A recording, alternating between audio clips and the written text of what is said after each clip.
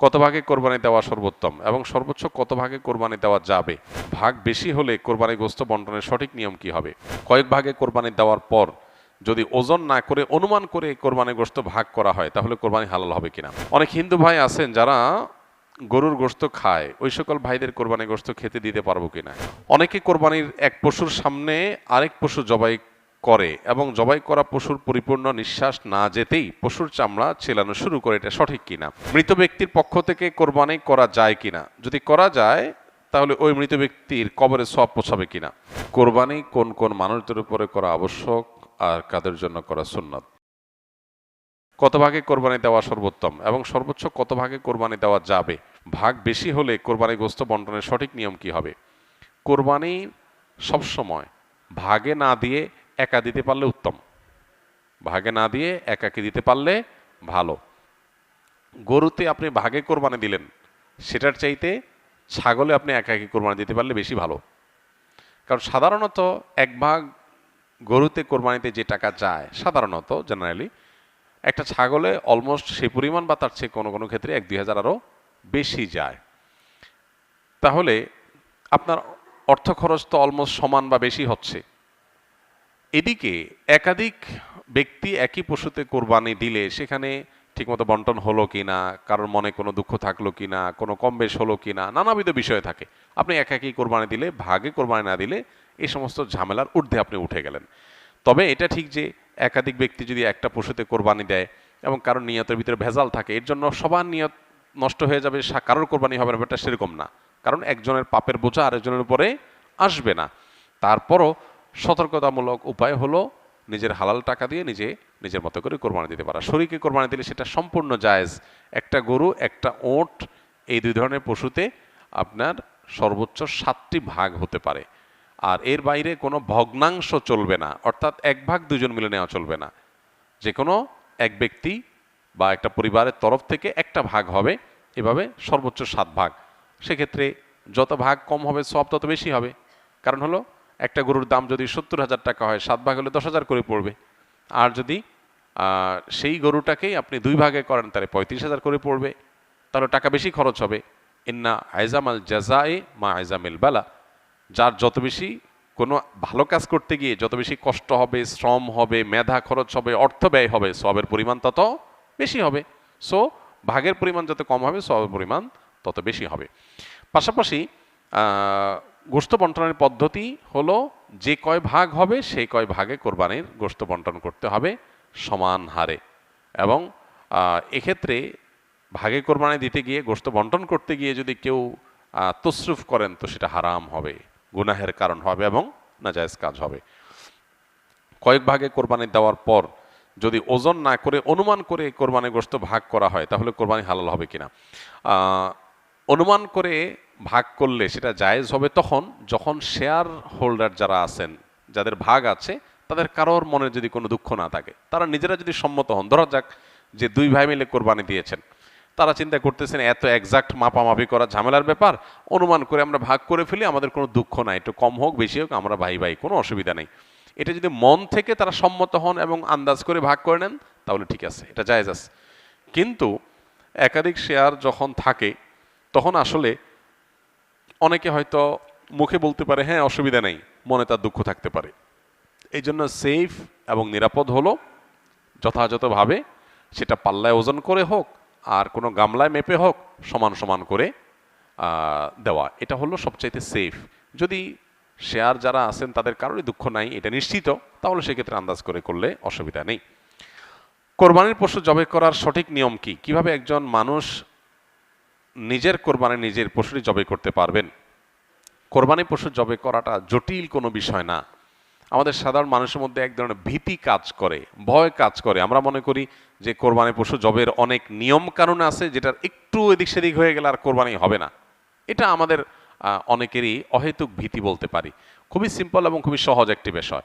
আপনি মোরগ যেভাবে জবাই করবেন, হাঁস যেভাবে জবাই করবেন, ঠিক একই পদ্ধতিতে গরু ছাগল জবাই করবেন।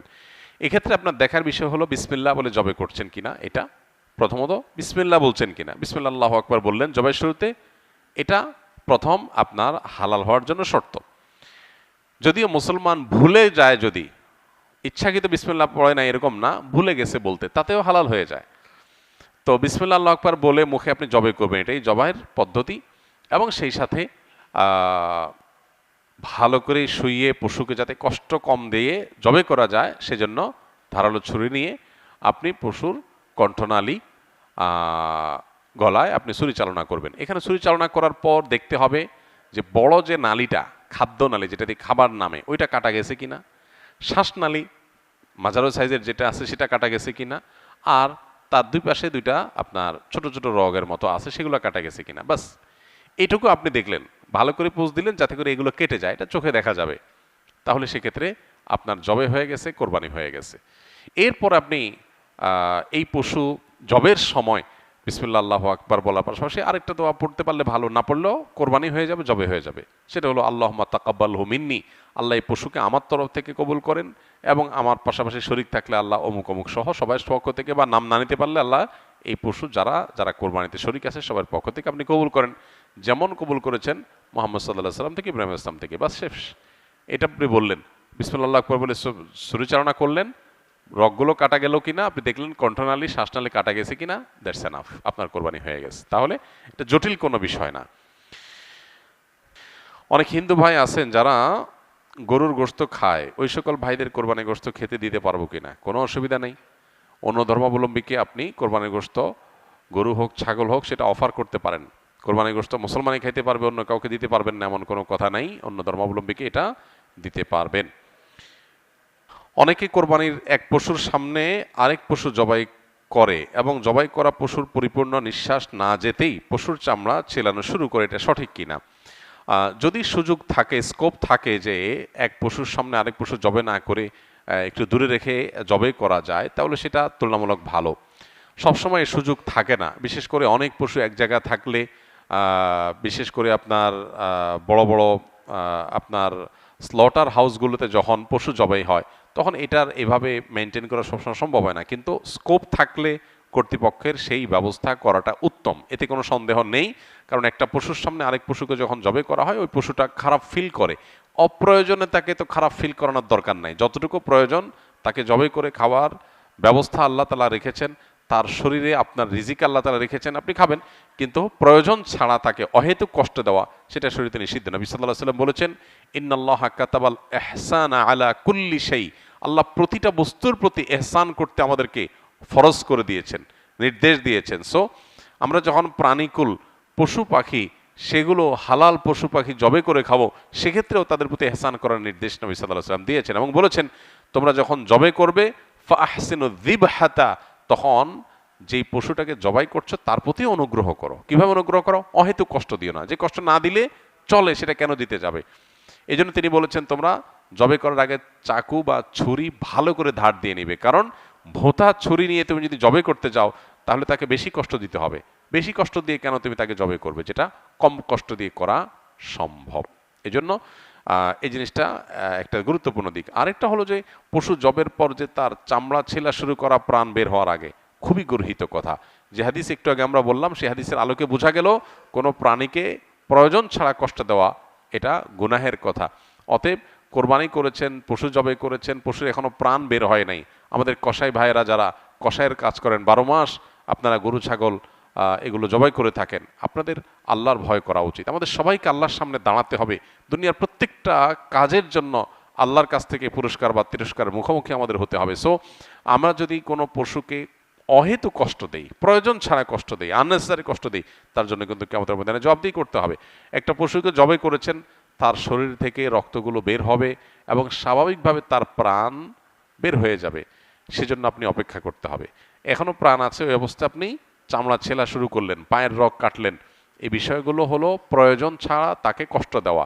এদিকে প্রাণ আছে শরীরে, এর মধ্যে চামড়া ছেলা শুরু করে দিলেন, এটা অমানবিক এবং অপ্রয়োজনীয়, সেজন্য এই কাজটা করা না যায়। কোরবানিতে যদি আপনার পশু জবাই করার পর আপনি যে কসাই নির্ধারণ করেছেন, নিয়োগ দিয়েছেন, সে কসাই এটা শুরু করে, আপনার দায়িত্ব হলো কসাইকে থামানো, যে না, পশুর প্রাণ পরিপূর্ণ বের হওয়া পর্যন্ত তুমি তার শরীরে কোনো চাকু ছুরির পোজ দিতে পারবে না। অনেকে বলে যে একটু খোঁচাইলে, রগ কেটে দিলে প্রাণটা আগে বের হবে, না, এটা করতে গিয়ে তুমি আরও তাকে কষ্টের মুখে ফেলবে, এটার কোনো প্রয়োজন নেই। এই জন্য এই বিষয়গুলো আমাদেরকে দেখতে হবে। এগুলো যদি আমরা না করি তাহলে আমাদের কোরবানির গুণগত মান কমে যাবে, সওয়াব কমে যাবে, বরং কোনো কোনো ক্ষেত্রে গুনাহ হতে পারে আমি যদি পশুর অহেতুক কষ্ট দেওয়ার কারণ হয়ে পড়ি। যিনি কসাই তিনি হয়তো আমার এটার জবাই শেষ করে তিনি আরেকটা করতে যাবেন, 2টা মিনিট তার সবর সহ্য হচ্ছে না, এই 2টা মিনিট এটা দেরি করলে পশুটার প্রাণ বের হয়ে যায়, সে 2 মিনিট বাঁচাবার জন্য তিনি আমার পশুর উপরে অহেতুক আপনার ছুরি চালাচালি করছেন। এগুলো আমাদেরকে থামাতে হবে এবং দায়িত্বশীল আচরণ করতে হবে। মৃত ব্যক্তির পক্ষ থেকে কোরবানি করা যায় কিনা, যদি করা যায় তাহলে ওই মৃত ব্যক্তির কবরে সওয়াব পৌঁছাবে কিনা। মৃত ব্যক্তির পক্ষ থেকে কোরবানি করা যায় এবং জীবিতরা মৃত ব্যক্তির তরফ থেকে কোরবানি করলে সেটার সওয়াব মৃত ব্যক্তির আমলনামায় জমা হবে ইনশাআল্লাহ তাআলা। মৃত ব্যক্তির পক্ষ থেকে কোরবানি যে করা যায় এর বহু দলিল রয়েছে, বহু প্রমাণ রয়েছে। আলী রাদিয়াল্লাহু তাআলা আনহুর মধ্যে এটি তার আমল দ্বারা প্রমাণিত যে তিনি মৃত ব্যক্তির তরফ থেকে কোরবানি করেছেন, সাহাবীরা অনেকেই করেছেন। নবী করিম সাল্লাল্লাহু আলাইহি সাল্লাম তাঁর তরফ থেকে করার পাশাপাশি ইব্রাহিম আলাইহিস সালাম এবং পরবর্তী উম্মার তরফ থেকে তিনি কোরবানি করেছেন। সো যিনি নাই, অনুপস্থিত বা মৃত, এই ব্যক্তির তরফ থেকে কোরবানি করা সর্বসম্মতিক্রমে ওলামা ইকরামতে জায়েজ। তবে হাম্বলি মাযহাব ওলামা ইকরামের অনেকের মত হলো জীবিতদের সাথে যুক্ত করে মৃতদেরটা করা জায়েজ, যেটা রাসূল আকরাম সাল্লাল্লাহু আলাইহি সাল্লাম করেছেন। আর অন্য ওলামা ইকরাম, হানাফি মাযহাব ওলামা ইকরাম সহ অন্যদের মত হলো যে এরকম কোনো শর্ত নাই, বরং আপনি জীবিত ব্যক্তির তরফ থেকে একটা নাম, একটা তরফ থেকে একটা শরীক, আবার মৃতের তরফ থেকে একটা শরীক অথবা একটা পশু আলাদা করে কোরবানি করতে পারেন, কোনো অসুবিধা নেই। কোরবানি কোন কোন মানুষদের উপরে করা আবশ্যক আর কাদের জন্য করা সুন্নাত? প্রথমত কোরবানির বিষয়ে আমরা এর আগেও সম্ভবত প্রশ্ন উত্তর দিয়েছি। যাদেরকে আল্লাহ তাআলা সচ্ছলতা দিয়েছেন, যাদের জাকাত দেওয়ার মতো অর্থ আছে, এরকম অর্থের মালিক হলে তাদের উপরে কোরবানি বর্তায়, সে মুসলমানদের উপরে কোরবানি বর্তায়। জাকাত দিতে হলে কি পরিমাণ অর্থ লাগে? 52.5 ভরি রূপার মালিক হওয়া লাগে। 52.5 ভরি রূপার মূল্য বর্তমান বাজারে 80-85 হাজার প্লাস মাইনাস, কম বেশি এর কাছাকাছি। তো এক্সাক্ট দাম জেনে যে 52.5 ভরি রূপা কিনতে কত টাকা লাগে, সেই টাকার মালিক যদি কেউ থাকে কোরবানির দিনগুলোতে, ঋণ মুক্ত, ঋণ টিন দেওয়ার পর এই টাকা টিকবে, তাহলে তার উপরে কোরবানি ওয়াজিব ওলামায়ে আহনাফের মতে। অন্যান্য অনেক ইমাম অবশ্য কোরবানিকে সুন্নত বলেছেন। তো যাদের উপরে কোরবানি ওয়াজিব তারা ছাড়া বাকি যারা আছে, তারা যদি অল্প টাকা আছে সেখান থেকেও তিনি কোরবানি করেন, তার জন্য কোরবানিটা সুন্নত থাকবে না, সেটা তার জন্য নফল হয়ে যাবে। এরপরে প্রশ্ন হলো, হজের সময় হাজিরা যে কোরবানি করে সেটার পাশাপাশি কি তাদের দেশেও কোরবানি করতে হবে? এটা খুবই কমন এবং প্রয়োজনীয় একটা প্রশ্ন, অনেকেরই এই প্রশ্নটা। হজের সময় হাজিরা হজ করতে গিয়ে হজের অংশ হিসাবে যে কোরবানিটা করে, এটা আসলে দমে শকর, এটাকে আমরা কোরবানি বলি, কিন্তু এটার নাম মূলত দমে শকর। দমে শকর মানে কি? আল্লাহর কাছে এই যে হজ করার সুযোগ হয়েছে, ওমরা করার সুযোগ হয়েছে, সেজন্য শুকরিয়া আদায় করে একটা পশু জবে করা, এটাকে বলা হয় দমে শকর। শুকরিয়া আদায় করে পশু জবে। আর কোরবানির দিন অর্থাৎ ঈদের দিন যে জবে করা হয় কোরবানি হিসেবে, এটা সেটা না। যার কারণে হাজী সাহেবরা ওখানে মক্কাতে যেটা জবাই করেন সেটা হলো দমে শকর, সেটা হজের অংশ। আর কোরবানি যেটা একটা আলাদা ইবাদত, পশু জবে, ঈদের দিনের আমল, সেটা সকল সচ্ছল ব্যক্তিদের উপরে বর্তায়। সেই হিসাবে হাজী সাহেব সচ্ছল মানুষ হিসাবে দেশে তার তরফ থেকে অন্য কেউ সে কোরবানি করতে পারে, উনি চাইলে সেখানেও আলাদা করে কোরবানি করতে পারেন। কিন্তু দুইটা দুই জিনিস, যার কারণে হজের যে কোরবানি অর্থাৎ দমে শকর সেটা হয়ে গেলে আর তার জন্য নর্মাল যে কোরবানি সেটা প্রযোজ্য না, বিষয়টা সেরকম না। একই ব্যক্তি দুইটা তার উপরে প্রযোজ্য হতে পারে। একটা হলো হজেরটা যেটা দমে শকর, যেটাকে আমরা কোরবানি বলি, আর একটা হলো মূল কোরবানি, দুইটাই আলাদা তাকে করতে হবে। কোরবানির পরে গরুর শিং গাছে ঝুলানো অনেকে মঙ্গলজনক মনে করে, এটা কি কুসংস্কার নাকি এর কোনো বাস্তবতা আছে? হ্যাঁ, এই জিনিসটা আমাদের দেশে অনেক জায়গায় দেখা যায়। কোরবানির গরু জবে করার পর শিংটা গাছে ঝুলায় রাখে, অনেকে ঘরের সামনে নিয়ে ঝুলায়।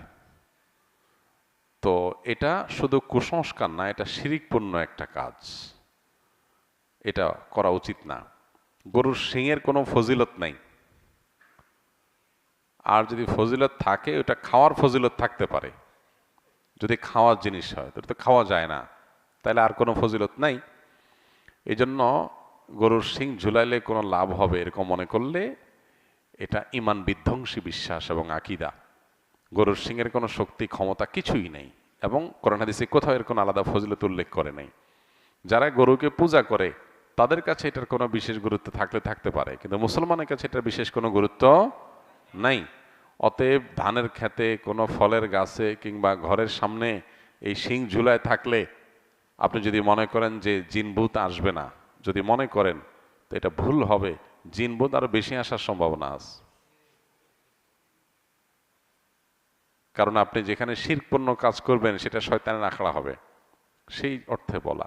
তো এই জন্য এই ধরনের কুসংস্কার থেকে আমাদের বেঁচে থাকতে হবে। কোরবানিকে কেন্দ্র করে আরেকটা কুসংস্কার এখনো কোনো এলাকায় আছে, গ্রামাঞ্চলে বিশেষ করে।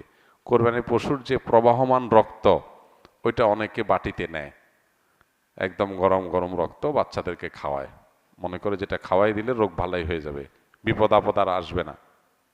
একে তো জিনিসটা নোংরা, এটা মানুষের স্বাস্থ্যের জন্য ভয়ঙ্কর ক্ষতিকর, উপকার তো হবেই না, আরো 12টা বাজবে। আমি নিজেও আমার ছোটবেলাতে দেখেছি এরকম অনেকে রক্ত নিয়ে যায়। আর তৃতীয়ত, গরুর বা যে কোনো পশুর প্রবাহমান রক্ত যেটা সেটা থেকে বের হয় জবাই করার পর, এটা নাপাক। এটা শরীরে লাগলে, কাপড় লাগলে পর্যন্ত কাপড় নাপাক হয়ে যাবে, সেটা খাওয়া তো হারাম, ওষুধ হওয়া তো দূরের কথা।